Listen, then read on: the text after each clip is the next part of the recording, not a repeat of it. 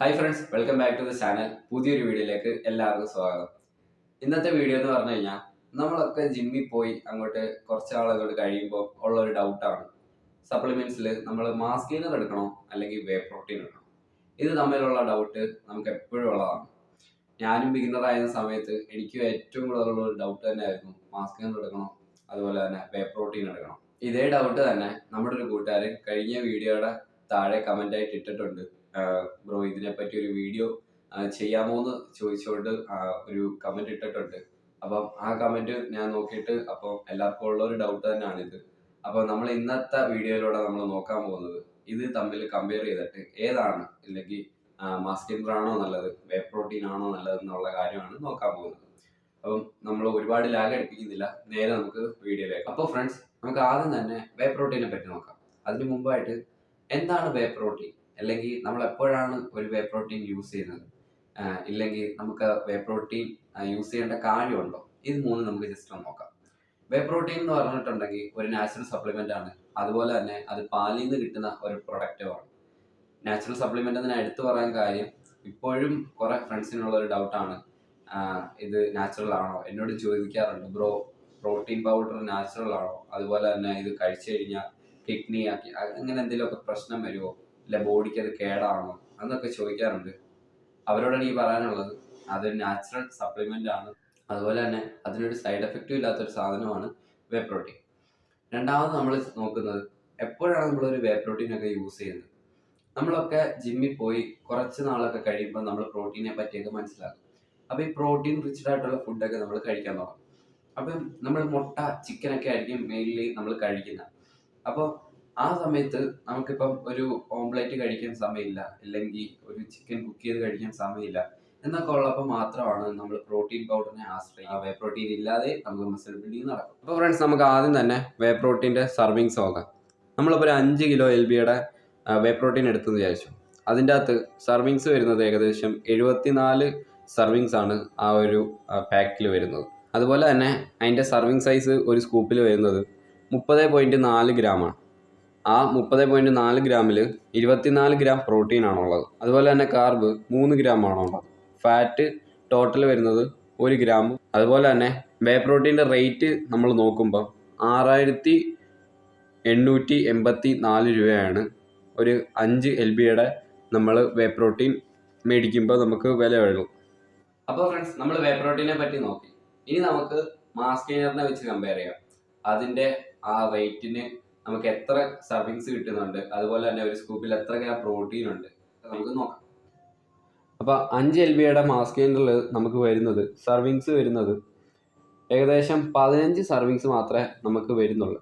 ഒരു 5 LBയുടെ നമ്മൾ സർവിങ്സ് എടുക്കുമ്പോൾ അതിൻ്റെ അകത്ത് 15 മാത്രമേ അതിൻ്റെ അകത്ത് വരുന്നുള്ളൂ.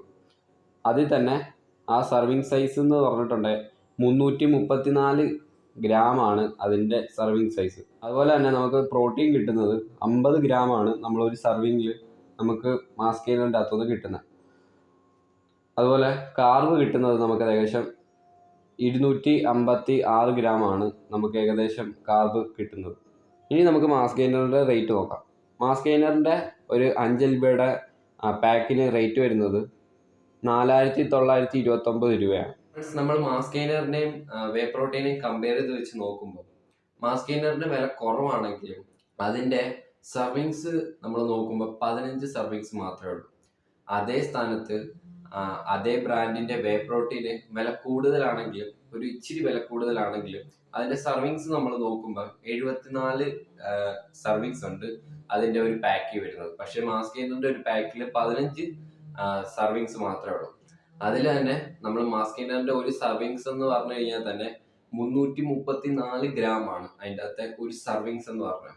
പക്ഷെ അതേ സ്ഥാനം വേ പ്രോട്ടീന് ഏകദേശം 30.4 ഗ്രാം സർവിങ് മാത്രമേ അതിൻ്റെ ഒരു സർവിങ്ങിൽ വരുന്നുള്ളൂ. അതിൻ്റെ അകത്ത് തന്നെ നമുക്ക് 24 ഗ്രാം പ്രോട്ടീൻ നമുക്ക് അതിൻ്റെ അകത്തുനിന്ന് കിട്ടുന്നുണ്ട്. പിന്നെ നിങ്ങൾക്ക് ഉള്ളൊരു ഡൗട്ടാണ്, മാസ് ഗെയിനറിൻ്റെ അകത്ത് പ്രോട്ടീൻ മാത്രമല്ലല്ലോ, കാർബ് കൂടുതലില്ലേ. നമ്മൾ മലയാളികൾ ഏറ്റവും കൂടുതൽ കഴിക്കുന്ന ഒരു സാധനമാണ് കാർബ്. അതായത് നമ്മൾ അടുക്കളയിൽ പോയാൽ നമ്മൾ ചോറെടുത്താലും ശരി, അതുപോലെ നമ്മൾ കിഴങ്ങെടുത്താൽ ശരി, കപ്പ എടുത്താൽ ശരി, എന്തെടുത്താലും അതെല്ലാം കാർബാണ്. അപ്പൊ നമ്മൾക്ക് ഇത്രയും കാർബ് നമ്മുടെ വീട്ടിൽ നിന്ന് കിട്ടുന്ന നമ്മൾ എന്തിനാണ് നമ്മൾ പൗഡർ ഫോമിൽ വെറുതെ പോയി കാശ് കൊടുത്ത് അത് മേടിച്ച് കഴിക്കുന്നത്? അതിനെക്കാട്ടിലും ഏറ്റവും നല്ലത് നമ്മൾ പേ പ്രോട്ടീൻ എടുക്കുന്നത് തന്നെയാണ്. നമ്മുടെ നമ്മുടെ അടുക്കളയിൽ കിട്ടുന്ന സാധനമാണ് കാർബും കാര്യങ്ങളും ഒക്കെ. അതിനെ നമ്മൾ മാറ്റി വെച്ച് പൗഡർ ഫോമിൽ പോയി മേടിച്ച് കഴിക്കേണ്ട യാതൊരു കാര്യമില്ല. അതേ സ്ഥാനം നമ്മൾ പ്രോട്ടീൻ എടുക്കുമ്പോൾ അല്ലെങ്കിൽ വേ പ്രോട്ടീൻ എടുക്കുമ്പോൾ നമുക്ക് 24 ഗ്രാം പ്രോട്ടീൻ ആണ് നമുക്ക് കിട്ടുന്നത്. നമുക്ക് എപ്പോഴും മസിൽ ബിൽഡിങ്ങിന് ആവശ്യമായിട്ടുള്ളതും പ്രോട്ടീൻ തന്നെയാണ്. അതല്ല നിങ്ങളുടെ പ്രശ്നം കലോറി ആണെങ്കിൽ, നമുക്ക് ആ ഒരു കലോറിയിലുള്ള ഫുഡ് കഴിക്കാൻ പറ്റുന്നില്ലെങ്കിൽ, ഞാൻ നേരത്തെ തന്നെ ഒരു വീഡിയോ ചെയ്തിട്ടുണ്ട്, ഷേക്കിന്റെ ഒരു വീഡിയോ ചെയ്തിട്ടുണ്ട്. അത് കുടിച്ചാൽ തന്നെ അറൗണ്ട് 1000 കലോറി നമുക്ക് അതിൻ്റെ അകത്തുനിന്ന് കിട്ടും. അപ്പൊ വെറുതെ നമ്മൾ നമ്മുടെ പൈസ കൊടുത്ത് വീട്ടിലുള്ള സാധനം പൗഡർ ഫോമിൽ മേടിച്ച് കഴിക്കാതെ നമ്മുടെ പൈസക്ക് എപ്പോഴും മുതലാകുന്നത് വേ പ്രോട്ടീൻ തന്നെയാണ്. മാസ് ഗെയിനർ എപ്പോഴും ഒരു വേസ്റ്റ് ഓപ്ഷൻ എന്ന് വേണമെങ്കിൽ മാത്രം പറയാം. മാസ് ഗെയിനർ എന്ന് പറഞ്ഞ ഒരു സപ്ലിമെന്റിൽ പോയി നിങ്ങൾ വീഴാതിരിക്കുക. ഓക്കെ, അപ്പൊ മാസ് ഗെയിനറിനെ പറ്റിയും വേ പ്രോട്ടീനെ പറ്റിയും പറഞ്ഞതെല്ലാം നിങ്ങൾക്ക് മനസ്സിലായെന്ന് വിചാരിക്കുന്നു, യൂസ്ഫുൾ ആയെന്ന് വിചാരിക്കുന്നു. അപ്പൊ ഇത്തരം വീഡിയോകൾക്ക് വേണ്ടി നിങ്ങൾ ജസ്റ്റ് എൻ്റെ ചാനൽ ഇതിനായിട്ട് സബ്സ്ക്രൈബ് ചെയ്തിട്ടില്ല, ജസ്റ്റ് ഒന്ന് സബ്സ്ക്രൈബ് ചെയ്യുക. ആ ബെല്ലൈക്കൺ ഒന്ന് എനേബിൾ ചെയ്ത് വെച്ചാൽ ഞാൻ ഇടുമ്പോൾ തന്നെ നിങ്ങൾക്ക് നോട്ടിഫിക്കേഷൻ ആയിട്ട് അത് ലഭിക്കും. അതുപോലെ തന്നെ ഇഷ്ടപ്പെട്ടെങ്കിൽ ലൈക്ക് ചെയ്യുക, ഇഷ്ടപ്പെട്ടില്ലെങ്കിൽ ഡിസ്ലൈക്ക് തന്നെ ചെയ്യുക. അതുപോലെ തന്നെ നിങ്ങളുടെ അഭിപ്രായങ്ങളൊക്കെ കമൻ്റ് ആയിട്ട് അറിയിക്കുക. അതുപോലെ തന്നെ ഷെയർ ചെയ്യുന്ന കാര്യം പരിഗണിക്കുക. ഓക്കെ, അപ്പം നല്ലൊരു വീഡിയോ ആയിട്ട് ഇനിയും കണ്ടുമുട്ടാം. അതുവരേക്കും